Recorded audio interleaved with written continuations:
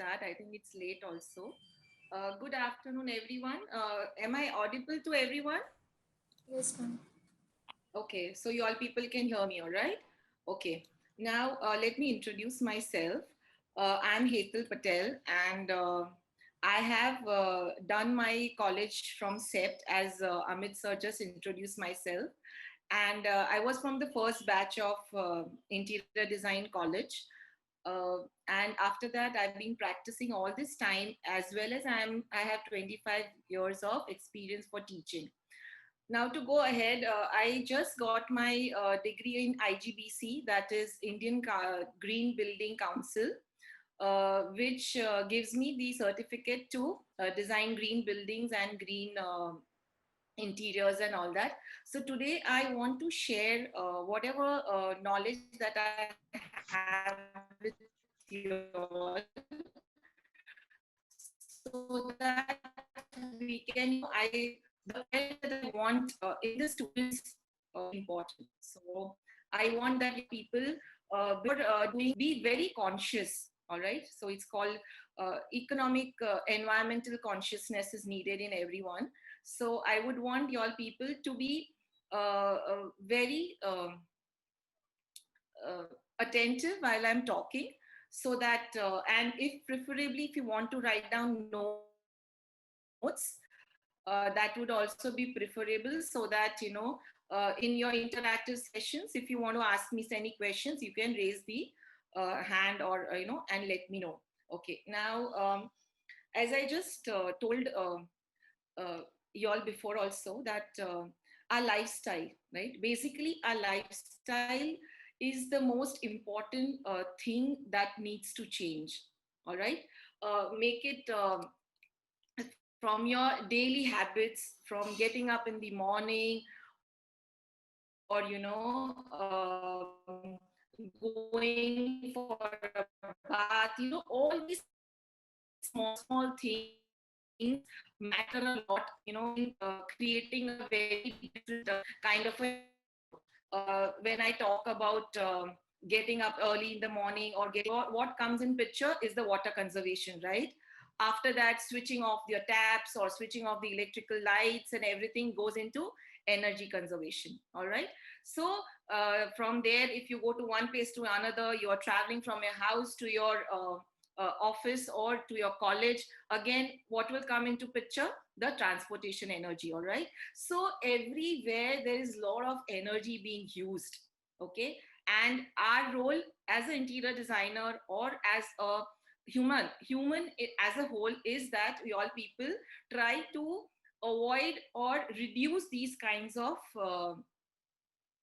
usage of these energies which we use in our daily life. Okay. So then after transportation, there are a lot of alternatives to all these things, right? It's not that you all people, you have to take your own vehicle and go, or you can always do carpool, you can do use the public transport, and you can do a lot of things to avoid these kinds of energies, right? Then using reusable materials, using recyclable materials, also refurbishing few things. So there's list is on and on. If you are creative enough, I'm sure your people can use whatever you have within you, within your limits, and try to reuse them. Another approach is of upcycling.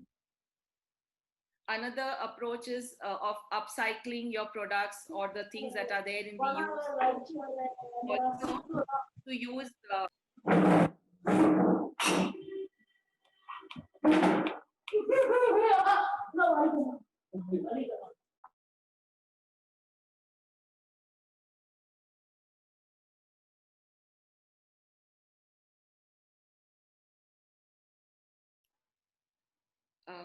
should I continue? Can you hear everyone?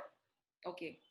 uh, as I was talking about refurbishing the things that are around us, okay, what all, the old things or the old furniture that is there in the house, to give a new look, you can revamp it, and, you can, do a lot of things, creative things, and these creative ideas will help you in a longer run because you are aware of it.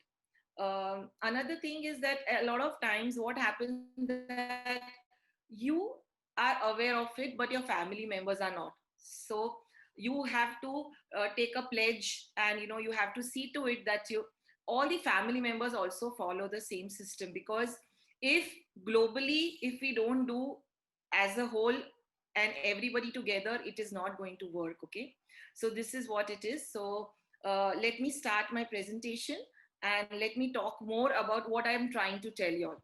Okay, I'm sharing my screen.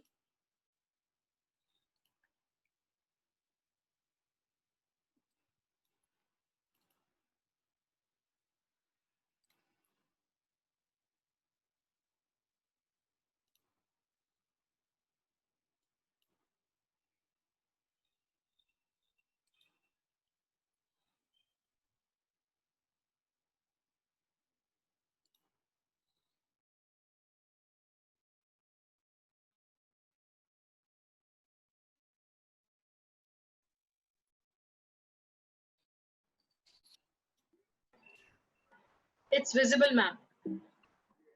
Yeah, it's visible. Everybody can see. All right. Okay. So today our topic is sustainable interiors, which is like an approach designed from outside to the inside. Okay. Uh, Second, let's talk about I have been given the topic sustain. Okay, but then you need to know what is sustain. सबको पता होना चाहिए कि sustain का मतलब क्या है. ऐसा ना हो कि y'all people, we had a lecture on sustainability today, and it was regarding these things. No, you need to know the exact value, the exact meaning. A sustain means to endure. All right, where uh, uh, whenever a design has been given, or a green building has to be designed, you need to reduce or eliminate the negative impacts that are there in our society, in our building. Okay, so the intention of sustainable design will be to eliminate negative environmental impacts, which will be done very skillfully with sensitive designing. And most important, you will be using a lot of renewable resources.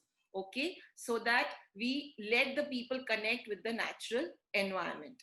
All right. Okay, going further, why, most important, why are we doing this? Why this awareness has been given to us? Why do you want to save the natural materials and all? You know that a lot of natural resources such as coal, natural gases, oil, or if you say the wood as a whole, they all are the natural resources which are going down in drains nowadays. People are using it, people are not saving for the future generations. So it is going to be a lot of negative impacts is going to happen on the environment in the global warming. So we as a citizen, we have to see to it that we all people limit our sources. We do not let the deforestation happen. We do not let the natural resources be used, such as coal, such as oil, or the petrols and diesels and all that. Instead, let us use adaptive natural resources, which you can generate through solar, wind, and water. All right. So I will talk about it later on how these natural and wind. Coming back again, what is green building? Um, Green approach, green building are the buildings where you increase the efficiency of the resources, the energy, water, and the materials, while reducing building impacts on human health and environment during the building lifestyle through better designing, siting, construction, operation, maintenance, and removal. Now, to be making it more simplified, let me talk about siting. Siting is what? Siting means the site orientation. All right, the orientation of the building or the place that you are designing, all that is very important, because then what will happen that your daylight going ahead with the green building.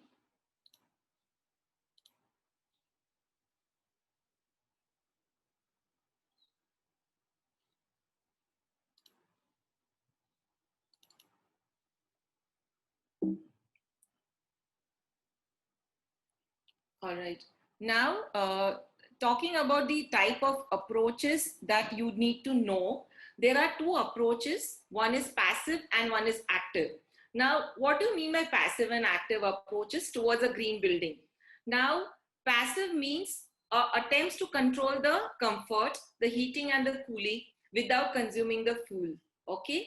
So you are not using any electricity or you're not using any of the resources which are man-made, but you are trying to consume or control the comfort level of the person staying inside through only the heating and the cooling in the passive manner. Ma'am, I'm very sorry to interrupt, but the screen is not visible. Oh, it's not visible? Yes, ma'am. Sorry.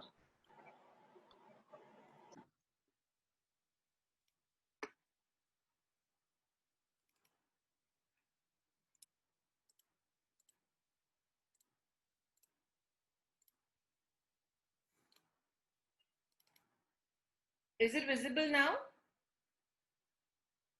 Yes, ma'am. Okay. Oh, all right. So, as I was saying, the orientation of the building is important to control the airflow, the daylight factors, then the south wind direction, whichever state or the place you are staying in will have some kind of a wind direction. So you need to keep that in mind. And then you need to control the heat and use free solar energies wherever you can possible. All right. So that is the meaning of passive heating. And active heating will be the one that you can use as equipments such as fans, pumps, or the kind of electrical appliances that you use. So whenever you use any man-made energies, they are called active design, and the passive ones are which you can just use it to save your energy. Okay. Another example, how water has been used to generate electricity.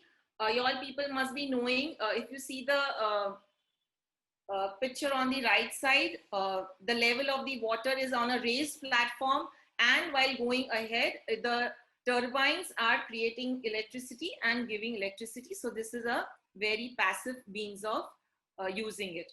And the one on the left side is the wind, which again is a natural resource, which is again creating or generating the electricity through the transformer, and it's coming to you. Another means will be the solar energy, where again the sun is used as your natural resources to generate the electricity. And nowadays there are ways to you can store the energy and you can use it for your full-time use for the whole day, as well as you can send the energy to the local electrical rooms and they can supply to the other places as well. So this is again a very, very important part where you can use this to use. So basically right now we are talking about all the natural resources that can be used where the passive electricity is there. Then comes a lot of other ways, like how to use solar energy is this. The HVAC plan, what is called, I hope you all people know the AC and the ventilation and the humidity, all these counters which are there, they help in your, you have to reduce the HVAC amount in the spaces and go according to the passive approach. Let us take an example here. In one left side is where the energy is wasted, and in the second one, if you see, the energy is used efficiently. Okay, here what is happening, if you see overall the picture, it talks about the AC being used, or the windows which are there must not be having the VLT controls, films, or that. They are using heaters to warm the water. Then they are not using those solar energies. They are not, they are trying to, you know, have a lot of vehicles around where again the oil and the fuel consumption will be there, and there is no way the air circulation is being done in a proper manner. While in the second picture, if you see, the walls have been treated thermally for the thermal comfort. There is solar panels used. There is some green plantation also being done to reduce the heat gain within the buildings. Okay, and there is segregation of all the service areas where, you know, the hot humid air is not trapped, and so on. Using, they are not using the dryers, but they are using the sun to dry the clothes. So these are a lot of examples that can be, you know, just detailed out in the coming approach that you need to do for your green interiors. Coming back, very important part is the 5 Rs. Okay, the 5 R mainly are the reduce, the reuse, the recycle, the reproduce, and the regenerate. Okay, so this is what I want, that y'all people, whenever you even think about buying something, or even think about, you know, keeping it or consuming that particular thing, you need to keep these 5 things in mind and change your lifestyle accordingly. Okay, little bit more elaboration on the 5 Rs will be like reduce. Reduce the amount what you're consuming. If you don't need that particular element, or you don't need that in that item, please try to avoid it. Okay, we all know minimalism is the best approach in life. Do not stock things. If you have a lot of things happening, if you have a lot of stored stuff, try to recycle it or try to sell them off, and, you know, give it back to the environment by recycling or, you know, demolishing it, right? Then the second part is the reuse. Instead of buying any elements or any items, you can try to reuse those items. Instead of buying those paper cups and paper glasses, or, you know, these things, you can keep using such materials where you can, you know, keep it safe, you can clean it hygienically, you can, you know, be in you can use them again, and you can use also that particular item, or the glasses can be done used for some other purpose also, you know. Then is recycle. Just buy materials which has those symbols of recycle on them, that this material can be recycled. It is not that, you know, there are a lot of materials like straws, then plastic bags, then the films that are there which we use to cover the food items, you know, pens, plastic pens, you know, all these things are very difficult to recycle. So try to avoid them, try not to purchase them. Instead, try to use more sustainable materials such as bamboo pencils, or, you know, glasses, you know, which you can maintain when you use them, you know, things like that. Then comes reproduce.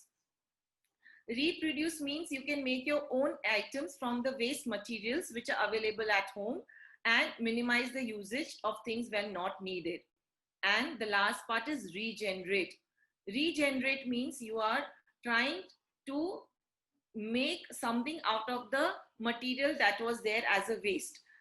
If there is a trunk at my place, what I will try to do is, it's not being used at all, it's a very old furniture, but there is no aesthetic value, or there is no functionality to it. So what you can do is, you can refurbish it, or you can give a new look to it, and you can try to use it for a different purpose, as storage, or, you know, putting your extra beddings or things like that, and give a new look. Okay, so this is very important. The 5 Rs that we want, we have to you use it in our own lifestyle and try to go beyond it.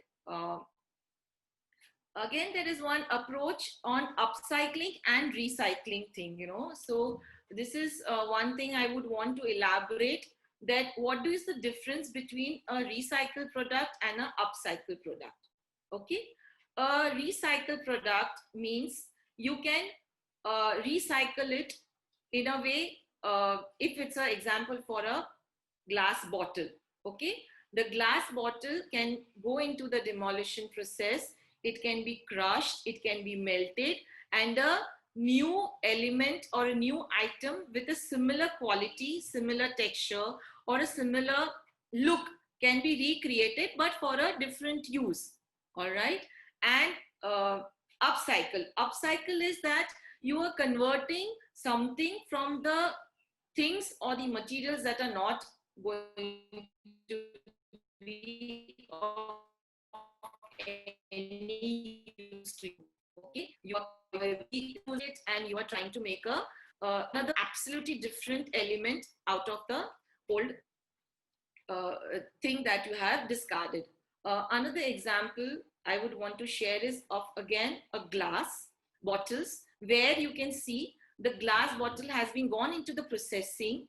It has become a raw material again, and it has been given new look of glasses in the similar manner. While in an upcycle thing, these glasses have been used as hangings or light fixtures, or you can have plantations on them and you can decorate your wall with it. So this is one important thing. What are the difference between a recycled product and an upcycled product? Another example was there of a tire. Again, a recycling tire, how it is, it can be made into a new element, and how a upcycle one, the same tire material has been used and scripted into another bag or a mat. All right. Okay. I hope I'm not very heavy on everyone. Is everybody understanding what I'm trying to tell?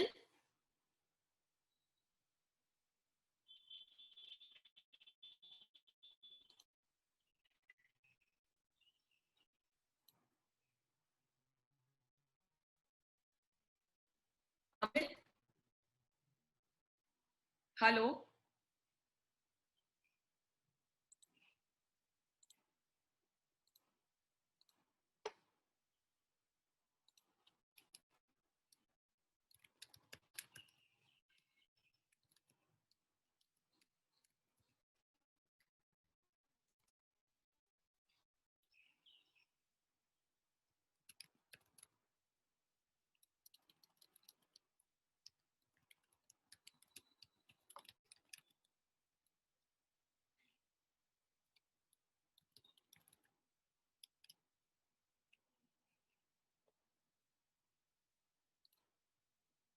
Okay. Uh, I have been told that I need to go a little bit slow on the slides. So about 5 hours till now. Okay. And then we also tried different kind of recycling and upcycling life or in the daily elements that are you using, and you can try to give that different approach. Okay. Now, another thing I want you all people to also understand is the meaning of carbon footprint. Okay. What do you mean by carbon footprint? Let me go a little bit elaborate. I'll come back to this slide again. Okay.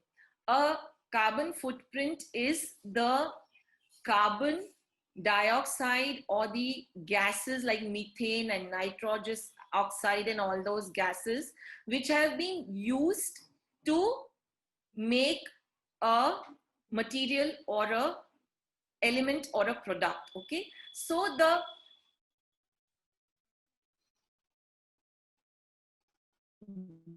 gases that have been used or the energy that have used all the footprint, and we as designers, we as a very aware human personality need to understand this, and we need to slow down our process, or we need to try to reduce the carbon footprint which is creating global warming to the environment. As we know that these gases, right, those gases which are, again I repeat, the carbon dioxides, the nitrous oxides, and the methane gases, which are harmful to the heat and not letting it go into the space. So it is trapping the heat and you are not getting the sunlight or the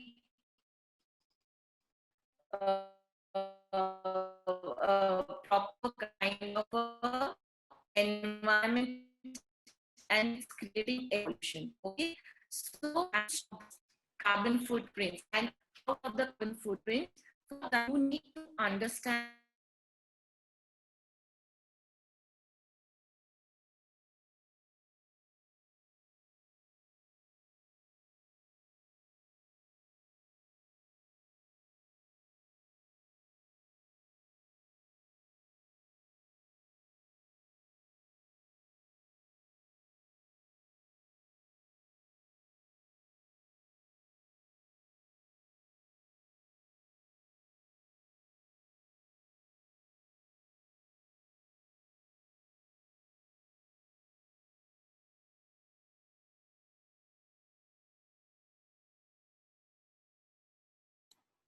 hello, can you all hear me?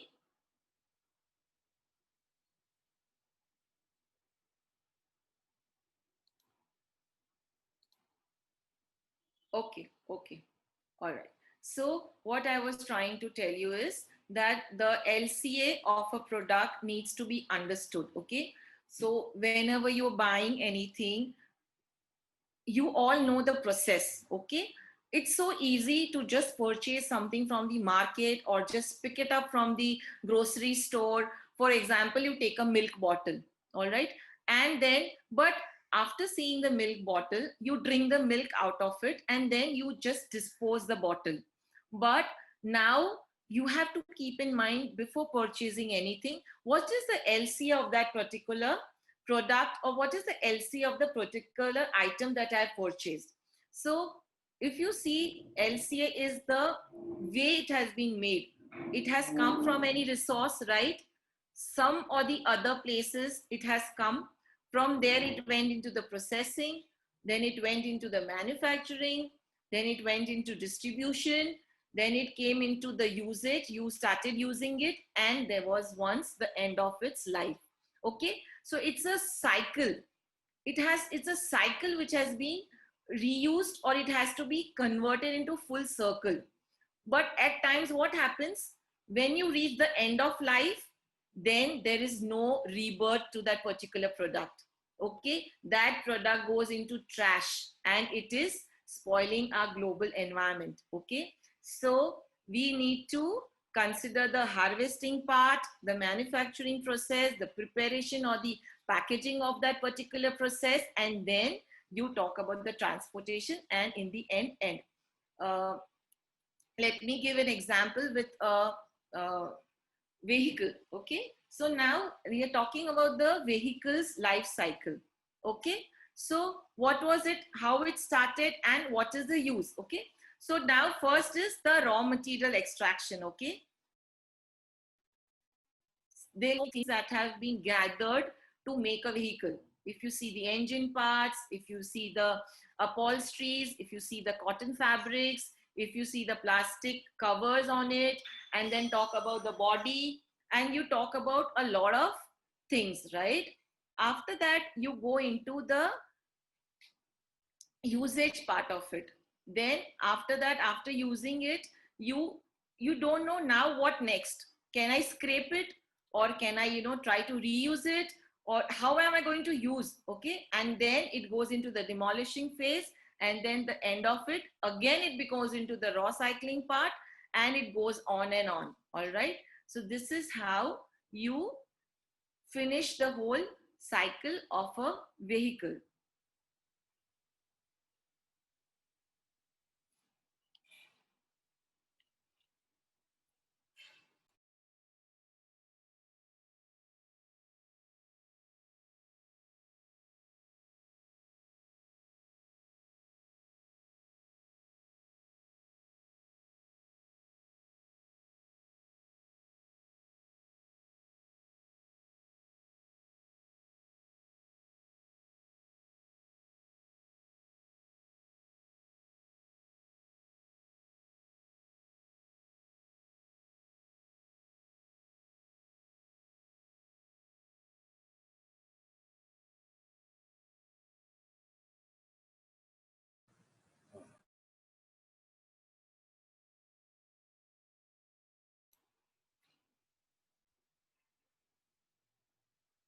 I hope you all people are making notes and you all trying to give me few feedbacks later on after this session, whether you have understood things or not. Okay.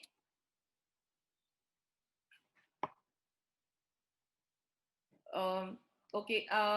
Few tips that I would like to share, that what you have to keep in mind um, for interior designers is, first part is maximize the efficient uses of spaces. Okay, while designing you have to segregate the proper places of your furniture, of your circulation spaces, of the orientation of your daylight factors such as windows or fenestrations or the openings.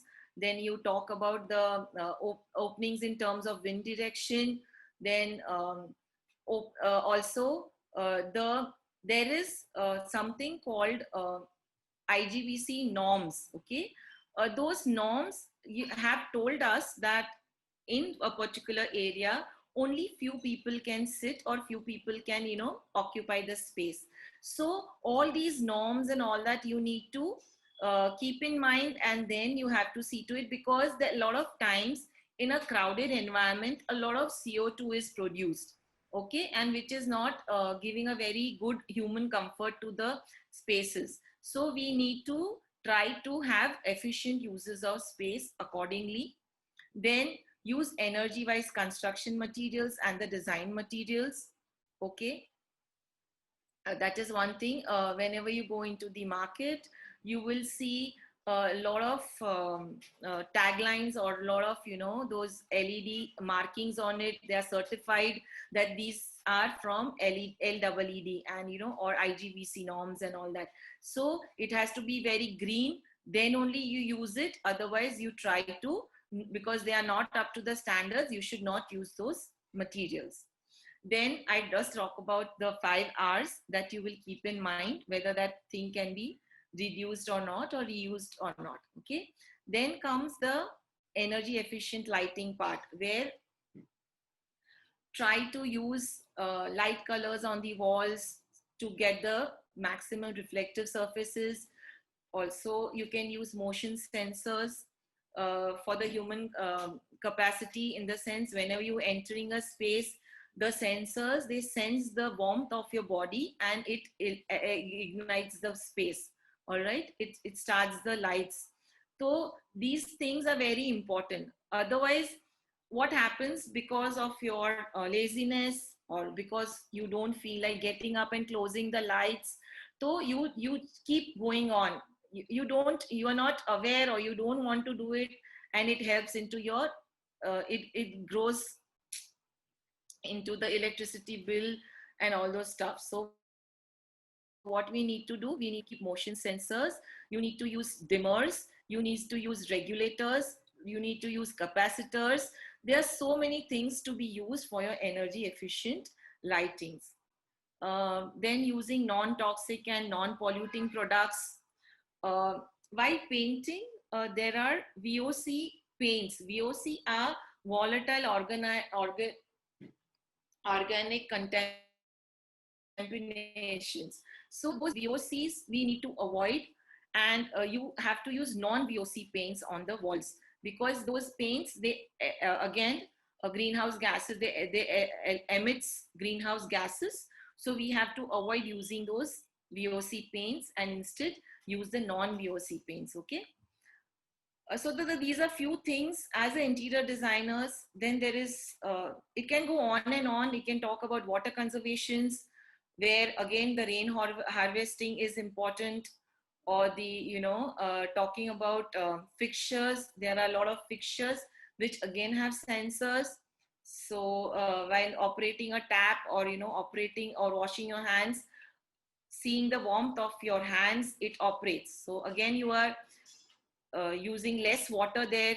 Then there are flushing systems again, which have again two 3 liters and 6 liters of buttons on it. That also you can use. You can use the 3 liters only for the non this thing, and the 6 liters if you're passing stool and things like that. So these are few things for flushing system you can use. Then there is also a concept called gray water. All right, gray water. Gray water is the water that has been used for washing hands, and that same water can be reused for landscaping, for gardening, or washing your external walls and things like that. So there are around water conservation comes into picture, then energy efficiency comes into picture, then your interior materials that you use will come into picture. So these are so many things which I would want your people to be aware and try to use them as a designer. um, as I told you earlier, we need to be having environmentally conscious designs. So I hope y'all people after this lecture will be more aware how to, try to realize the essence or the importance of a particular material, its LCA, whether it is there in the category of the 5 R's, and then you need to select that material. Okay. So now, other than trying to tell always form follows function, we need to change our thinking into form follows the environment. Okay. So now we will try to always keep the environment into picture and we can go ahead with it. Okay. It's the same talking about the sustainable design. We are talking about the renewable resources again. And as I said again, and I repeat, no matter what it is called, this kind of design is so much as a philosophy as it is in practice. Okay, it has to become a philosophy, it has become a practice, that when you go out, you are so much aware of the global environment, you are so much aware of the climatic changes that are happening in the world, in the environment, and you have to try to relate with it and be very conscious of it. Okay. There is IGBC, as I told you earlier, they have a few norms, as I said, and you can design buildings using these IGBC norms. So when you pass out as a designer and you want to register yourself in designing an IGBC building or a green building, you can have this degree. It's a degree which you have to pass the exam, and it's, I think the degree is valid, the certificate given to you is valid for around 3 years, and after that you can practice, and whatever building you are designing, register for it, and they will give you a form to be filled, and then you get a certificate of for that particular building. So, and that certificate levels are silver, gold, and platinum. Okay. So whenever you reach to that standard of the norms that they have told us, you get a recognition degree out of it. And I think it is something to be very proud of if you get the certificate, because you are helping the whole environment as a whole. You are trying to be a human, which you are trying to help in the climatic changes and being part of a very responsible efforts that you are there. Okay.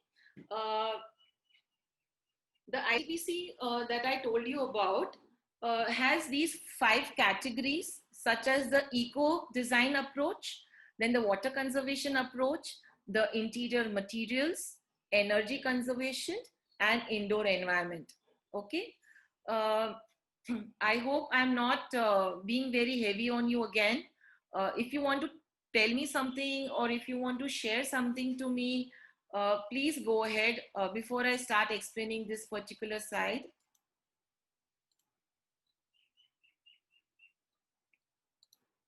Ma'am, is there any fabric types which we should avoid? Yes, there are a lot of fabrics, because again, using a particular composite fabric, what happens is that again, the LCA which has gone into it is a lot. Okay, so we need to reduce, try to use the jute base, which are naturally available materials, use a lot of cottons, use linens, and you see to it that the material that we use, that can be recycled or not. Okay. Yes, Divya, we need to get all these factors to be met to get a certification, and you need to uh, give before entering the competition. Before entering, you need to fill up the form, and the panel from the IGBC will come and talk to you. They will see the kind of planning, and they will be with you on every step. Okay, so that is how you will, and whatever requirements they'll give you, you have to fulfill those requirements. They will tell, because all the material that you will be purchasing will be having those certificates certified that it's a green material. Then only you can use it, and accordingly how many criterias you have fulfilled, they will tell you to change it, or they will give you less grades for it. Okay, anything else? Anybody else wants to ask me any question?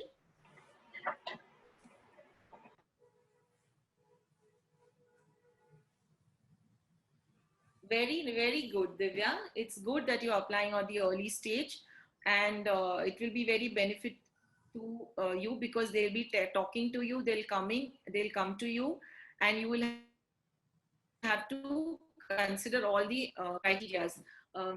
Should I continue with this particular slide, kids? There is no course duration. The course is, you have to fill up the form, and you have to select the date, and they give you 1 year time period to complete your exam. And then after that, once your exam is done, you have to score to the minimum that is required. Actually, the exam is, the grades have to be more than 75%, then only you clear the exam. So that is what it is. As a quantity surveyor, is it this course useful for me? It's hard to tell, but let's see. I can pass you, Sushmita, I can pass you the IGBC book to you, or the PPT with you, and you see whether is it fine with you or not. Okay.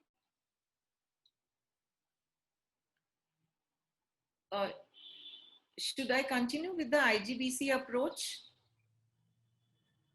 Yes, ma'am. Yes, ma'am. All right. Yeah, let's go on to this approach towards interior design. As I told you, you need to optimize the circulation spaces. Your public transportation should be not more than 600 meters away from the space. Means the area that you are designing, or the building that you are designing, has to have the nearest public transport. That is a public bus, or a public vehicle, or a shared vehicle, because this is why this is needed, because then only you will fulfill the standards which have been given. Because preferably the public transport is more important, so that everybody, whoever are there in the office, they don't use their private vehicles, and they use the public transport. So it has to be very approachable to everyone. Okay. Then comes occupancy in the green facility. Yes, again, the occupancy has to be, the residential, if needed, should be around the campus, so that there is less of traveling. And the green facility would give into picture the building has to be green, in the sense the landscaping has to be there, the site orientation should be there. Then the number of people, the number of occupancy has to be according to the norms that are there in the IGBC, and things like that. The fourth point in the interior design, design, is commercial lease term, or the ownership. Preferably that space has to be owned by the client, or it has to have minimum 3 years of the lease term. Lease term એટલે આપણે जो हम बोलते हैं ना rent पे, तो वो मिनिमम 3 साल का उनका कॉन्ट्रैक्ट होना चाहिए before you do any of the changes with the client space. Second point is water conservation. मैंने आपको water conservation में भी बताया था कि there are these water fixtures that can be used, the rainwater harvesting process and the grey water reuse that we can do. Okay. Then comes the interior materials, in which the segregation of waste. Okay. Segregation of waste while you are doing the interior designing furnitures, or you are designing the space,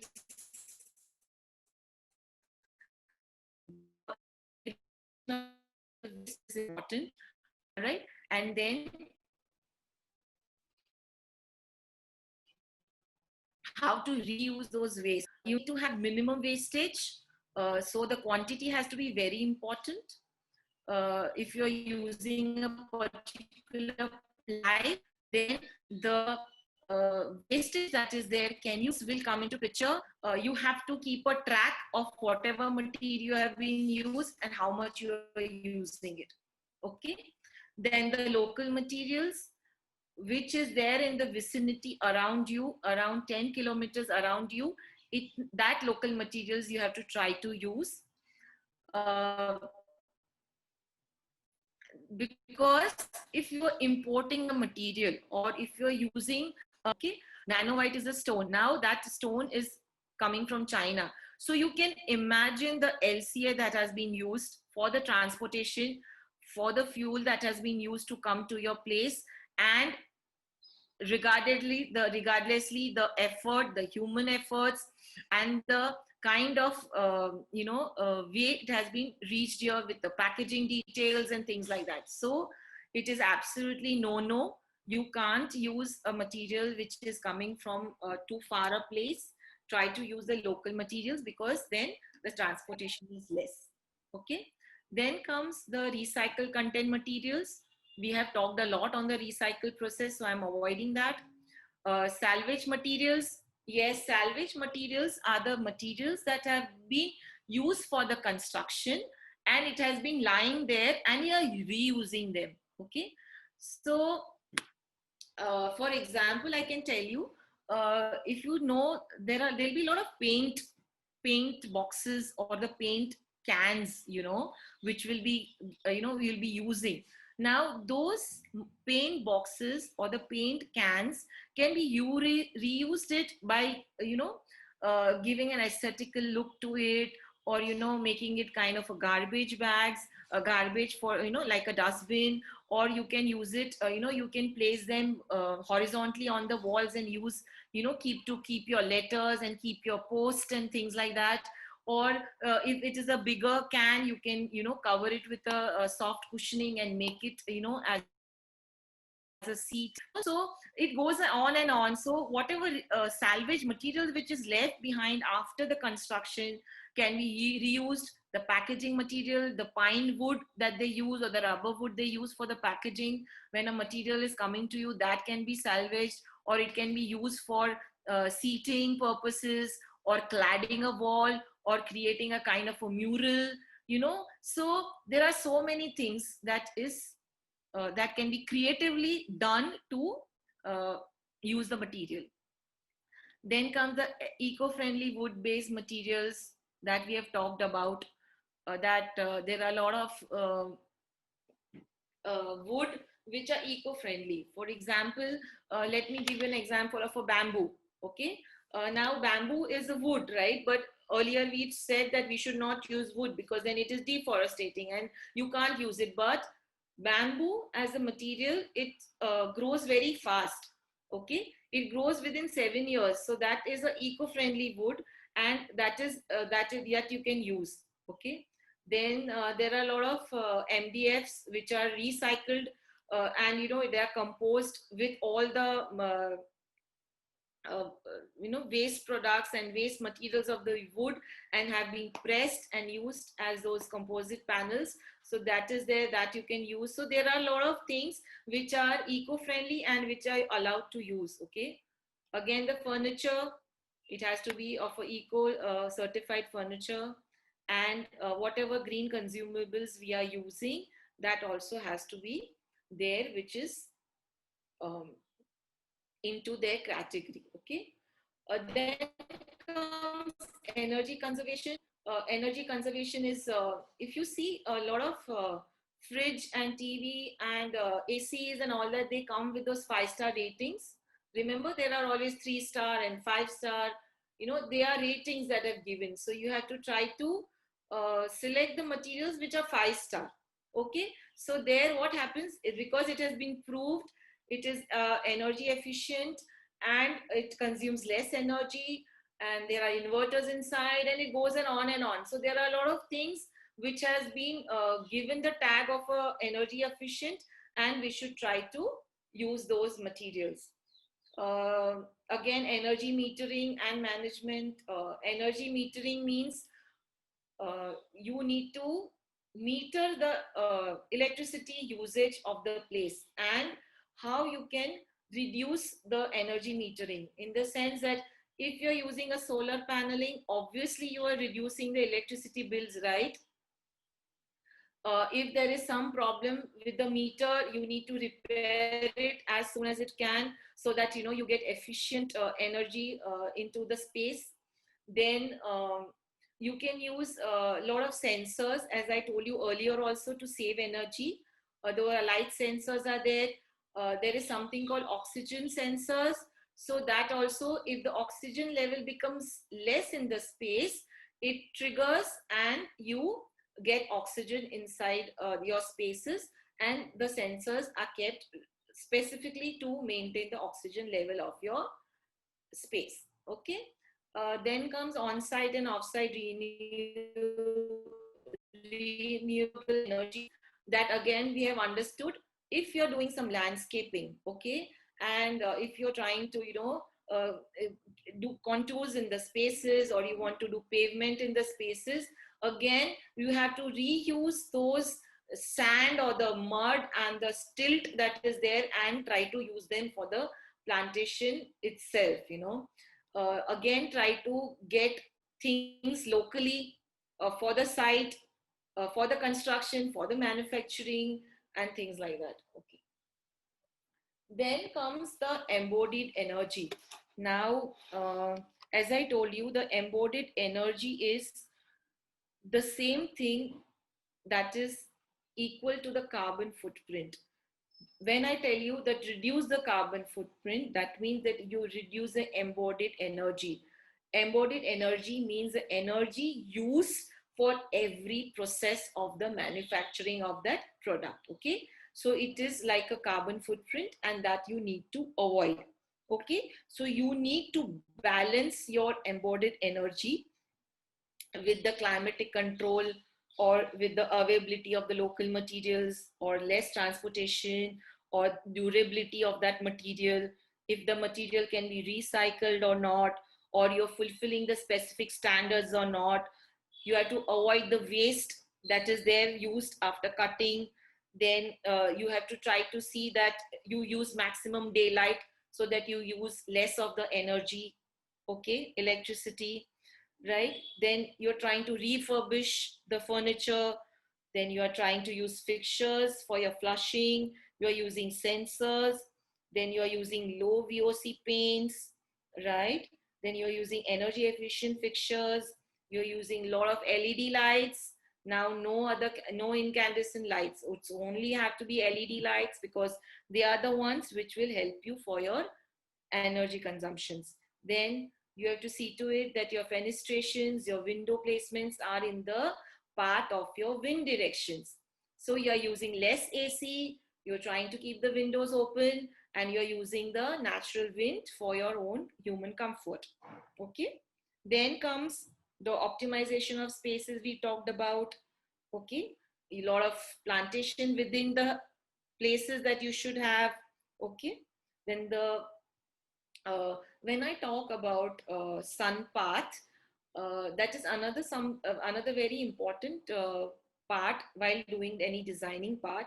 You need to know the way from where your east to west direction is. Okay. So when you're talking about the east direction, that is the morning sunlight that is there, which is very refreshing and very pleasant for our human comfort. But when it goes to the west side, okay, it becomes very harsh. So your designs will, you know, automatically try to be done in this west in such a way that the west walls have to be a little thicker walls, or you have to have less openings there, or you have a lot of shading devices you need to apply, or you use some kind of a film on the windows. So these are the few solutions that can be used to avoid these kinds of direct sun coming into your spaces. Okay. Then is the indoor environment. Again, just go through it. It is already, we have spoken a lot on it. You need to consider few tobacco smoke areas. You can't allow the space to be, you know, anybody's using tobacco, or anybody's, uh, smoking. That is not allowed. So we will have to try to keep those segregated areas where the environment is not harmful there. Fresh air ventilation we talked about, daylighting we talked about, thermal comfort we talked about. Then ergonomic designs. Ergonomic designs means the designs which are for the human comfort. They are comfortable. You are not straining, you are not giving a lot of uncomfort to the person. The ergonomical criterias of the human body, they are all are comfortable. Okay, the seating posture, the standing posture, or the heights of the spaces, everything is important. Okay. Then the CO2 monitoring I told you about, that you have oxygen sensors, the indoor plants which are there, which emits oxygen, which is very important, like snake plant and erica plant, and rubber plant, or the money plant. They all are indoor plants, which helps in the emitting oxygen. The acoustical performances, right? Acoustic means soundproofing. So the areas that you are designing needs to be acoustically proper. The outdoor views has to be pleasant. It has to be a lot of greenery. If it's possible, you can try to have greenery around, plantation around. Maximum spaces need to be opened up, so that it's pleasing to the human level as a comfort. Okay. Minimize indoor pollutant contamination, low emitting materials to be used, air quality management, interior flush out systems, I told you, facilities and dedicated dining spaces. Okay. So there are so many criterias where while designing you need to keep in mind. Forget IGBC, forget that you want to have a certified building, or you want a certification for anything. As a whole, you need to be aware of these kinds of things that is required for an eco design approach. Okay. Now, I'm planning to end this session here.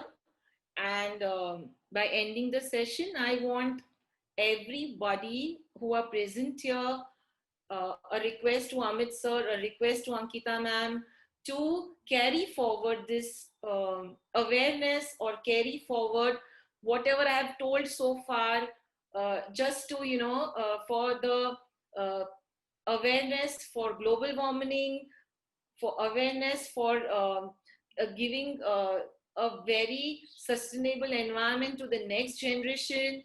I want everybody to pledge to go green. Okay. Yes, ma'am.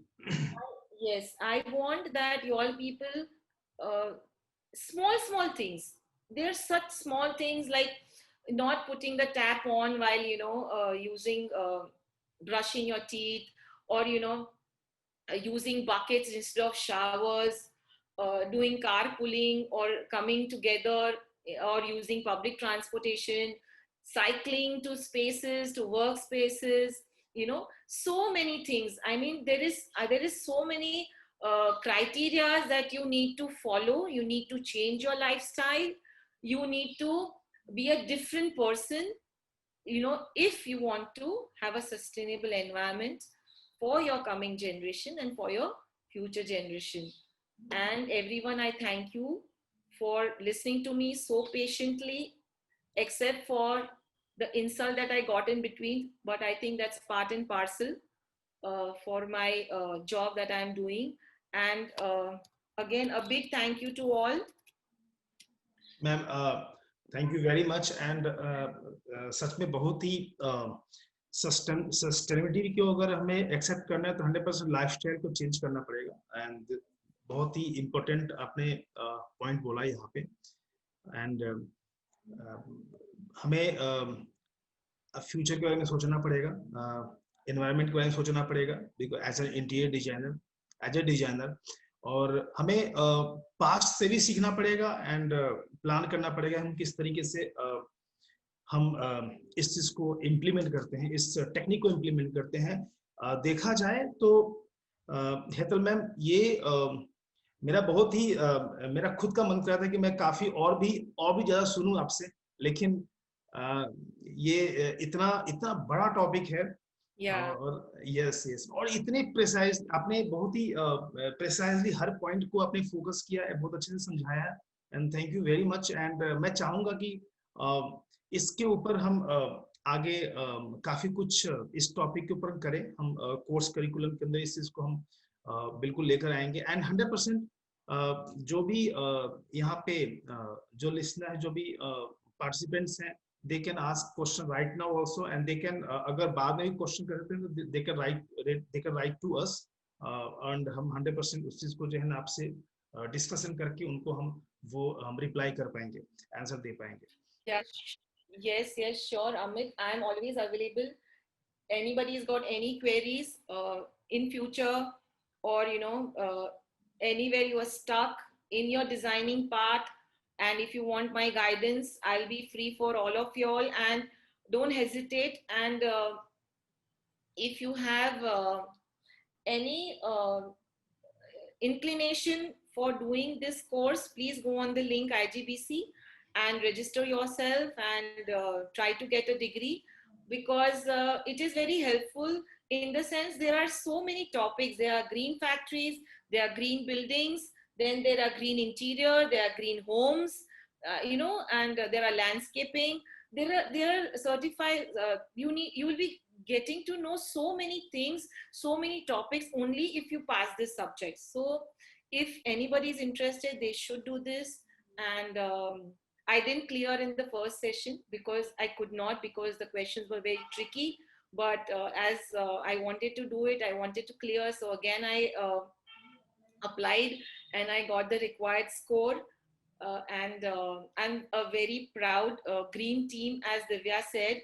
Even I'm part of a green team, and let's all join hands together so that we all people can carry forward this approach in whatever we do, in just whatever we do, because we need to breathe fresh air, we need to live a healthy life.